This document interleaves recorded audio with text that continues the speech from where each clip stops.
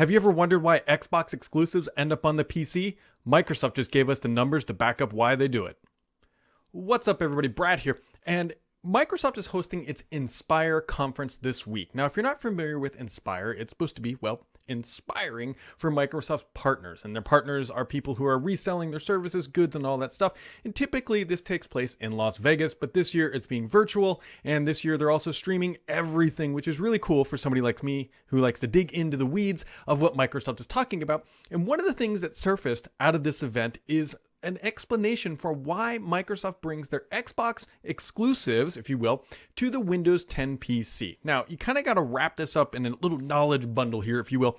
At the end of June 30th, ends the fiscal year for Microsoft. And if you're not familiar with fiscal year, that is an accounting or financial term, meaning that when they don't go off of the calendar year, they go off a fiscal year, which is different than the calendar year for their full year reporting. The reason why that's important is at the end of a fiscal year or calendar year, in a traditional company standards, but at the end of a fiscal year, what this means is that they're going to make changes. That's why we saw the closure of Mixer.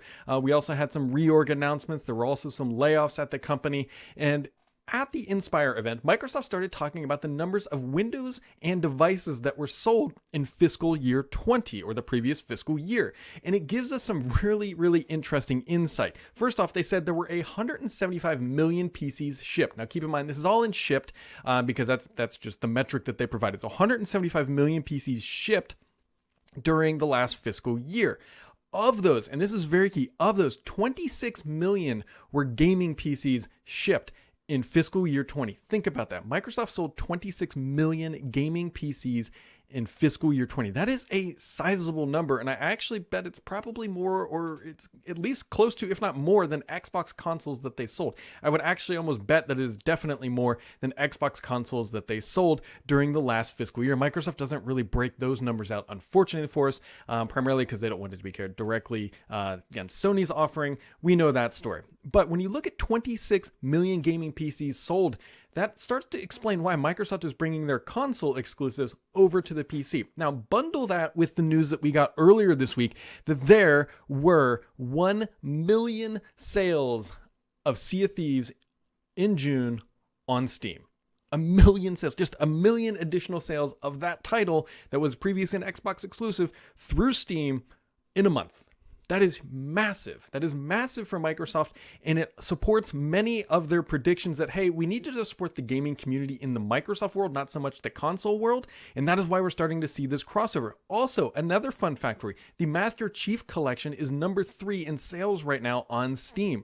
That is huge for Microsoft. That means that they're, again, making a lot of money with an Xbox title on Steam at a later date. They are continuing to bring in cash flow from that operation. You know what's more interesting, though, right now? The number 1 game on Steam that is selling to PCs is Death Stranding. Now, if you remember, that's a Sony exclusive that they brought over to PC, and they're also seeing that success there. Now, if you look at this from Microsoft's perspective of they need to sell games to justify certain actions inside the company, it's very obvious to say, hey, look, if we can sell games to consoles users and PC users, we still win. Because one, they're not only getting a PC or a sale of a game, that is always a big thing, right? That's always a big thing. They're also getting a sale of either an Xbox console or a Windows 10 device. Microsoft makes money when you buy a Windows 10 PC. They get a licensing cost. Now, it may not be, well, I don't know. Now that I think about it, it might actually be more money than they make on a hardware sale. If Microsoft is actually losing money on console sales, now we know typically that happens in the early life cycle, and maybe later on they break even and maybe they make a little bit. But if we go, let's just say December 1st, and you go buy a Windows 10 PC and buy Sea of Thieves, and then you go buy an Xbox One X or Xbox Series X console and buy Sea of Thieves, Microsoft will make more money on the PC side. Now, that's not saying that Microsoft is getting out of the console game. That is a very important pillar of their gaming portfolio. I don't want that to come off. There's a big reason for that, because Microsoft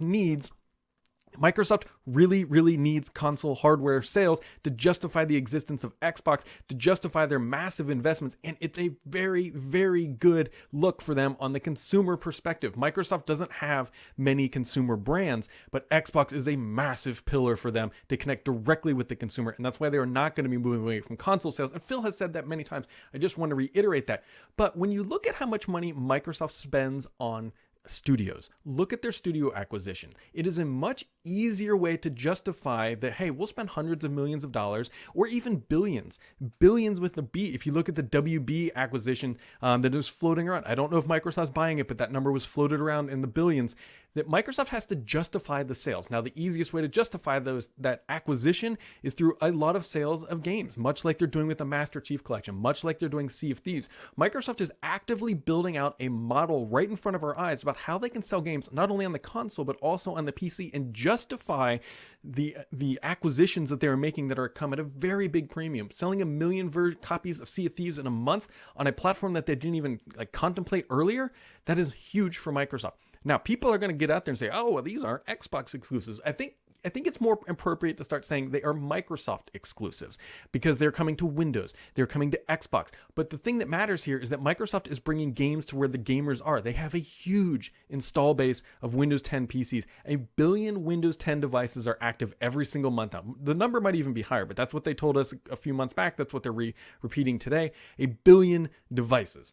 Microsoft knows that of those billion devices, a sizable portion are gaming PCs. Now, we don't exactly know how Microsoft quantifies a gaming PC. What is the benchmark to be classified as a gaming GPU? Does that mean discrete GPU automatically puts you into that category? We don't quite know, but we do know that Microsoft is able to sell their exclusive titles to that demographic at a very high volume. And this is a very key component to Microsoft's acquisition studio strategy. And I know some people get a little disappointed or whatever, but here's the thing. You get to play the game where you want, and Microsoft gets to keep buying studios, and Microsoft gets to keep buying games, and it only bolsters Xbox, and that is good for the Xbox gaming brand.